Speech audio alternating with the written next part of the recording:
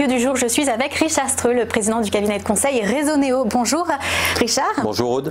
Alors aujourd'hui avec vous, on va parler des GAFA, les GAFA qui nous étonnent puisqu'elles se lancent aujourd'hui sur des nouveaux créneaux. Là, on les attend pas forcément, sauf que finalement, elles vont un peu s'attaquer entre elles. Alors, expliquez-nous un peu cela. Qui a lancé la première attaque? Alors, je ne sais pas si c'est la première attaque, mais récemment, Apple a supprimé le tracking. Il a coupé la lumière pour tous les autres sur un certain nombre de choses. Vous savez qu'on est traqué par des cookies sur Internet. Les cookies en question, ils ont deux vertus. D'abord, vous n'êtes pas obligé de tout retaper quand vous vous connectez sur un site qui vous connaît déjà. Et ces cookies, ils gardent la trace de qui vous êtes et d'où vous vous êtes promené sur le web.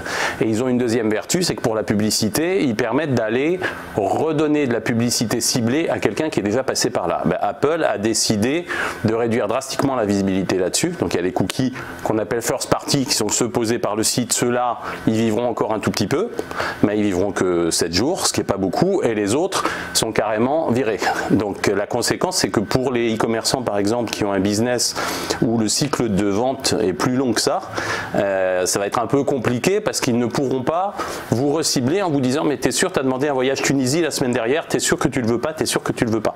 Voilà. Comme Apple n'a pas de business publicitaire, en quelque sorte, ils ont un peu privatisé leur jardin dans lequel eux, ils vendent du service, des apps, dans lequel d'ailleurs il n'y a pas de tracking, donc on ne sait pas ce qui se passe. Voilà, donc ils ont privatisé leur parc de jeux. Et pourquoi elles agissent ainsi? On a l'impression en fait que la donnée, les datas, c'est vraiment l'or noir d'aujourd'hui. Alors les datas, c'est le nerf de la guerre, mais si vous regardez par exemple ce que fait Google, le souci de Google aujourd'hui, c'est plus tellement la data, parce qu'ils sont un des plus gros possesseurs de data de la galaxie, c'est Amazon. Amazon, aux États-Unis, ça pèse déjà plus de la moitié des requêtes dites produits, c'est-à-dire que les gens qui veulent le verre qui est en face de moi vont aller saisir directement la référence de ce verre dans Amazon sans passer par Google. Donc ça, c'est une vraie menace pour Google, qui a un business derrière, qui est un business essentiellement publicitaire. Donc Google a lancé un truc qui s'appelle Shopping Actions, qu'ils ont lancé aux États-Unis et qu'ils ont lancé il y a 2 semaines en France, pour l'instant 13 en bêta, en démarrage, qui a pour vocation de faire de Google une espèce de place de marché direct pour récupérer ce surf, et ça va se faire en partenaire avec les distributeurs, ce qui fait que ça permet aux distributeurs aussi de se positionner vis-à-vis d'Amazon, qui est très gourmand et très dangereux pour leur business. En fait, on se rend compte qu'ils sortent de leur zone de confort parce que les autres attaquent un peu.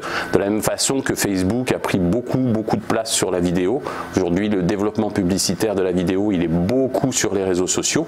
Donc ça, c'est une menace pour Google, qui a YouTube en face, qui n'est pas considéré dans les statistiques comme un réseau social, peu importe si c'est vrai ou pas vrai, mais l'important, c'est que le business va à gauche ou à droite. Et à quoi ça peut aboutir? Est-ce qu'il y en a une d'entre elles qui peut disparaître à cause de ça? Je ne suis pas sûr qu'ils disparaissent du jour au lendemain, ils sont devenus tellement énormes. Ceci dit, on ne peut jurer de rien. À une époque, tout le monde ne jurait que par MySpace. Facebook est arrivé, MySpace a été évincé. eBay était l'acteur majeur de la vente sur le web à une époque, et il a été complètement évincé. Aujourd'hui, il est relativement marginalisé et concerne surtout les pros.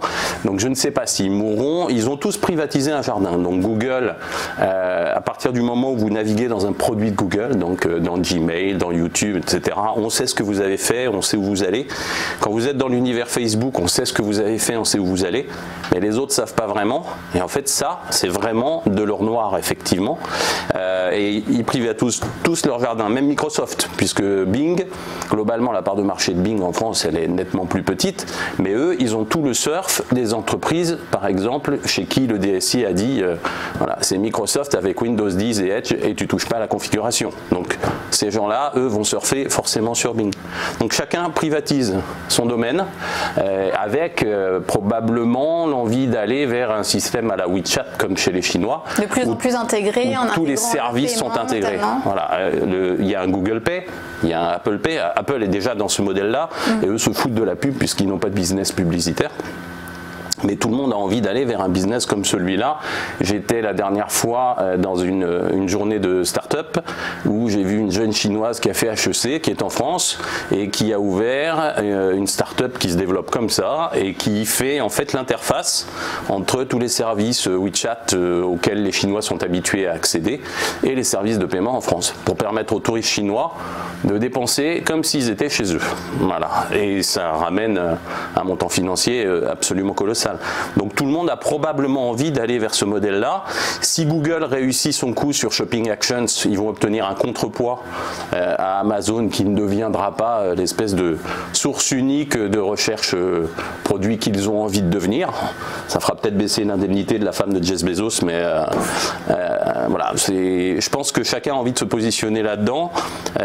Il faut être conscient d'un enjeu qui est non négligeable, c'est que Google a à peu près 80% des systèmes d'exploitation de téléphone dans le monde et en gros Apple a le reste. J'exagère mais pas beaucoup, donc ça donne quand même une prégnance très forte sur le marché quand on sait que les usages aujourd'hui sont de plus en plus mobiles. On a la plupart on peut penser aussi à la voiture connectée qui se développe de plus en plus et qui est un marché que je pense tous veulent conquérir. Et il y a la voiture et la voiture ça veut dire recherche vocale comme pour les bornes, et recherche vocale ça veut dire aussi que vous ne pouvez pas dicter toute votre liste de courses chez Carrefour à la borne ou à la voiture, mais que vous pouvez lui dire tu me rachètes les mêmes choses que vendredi dernier.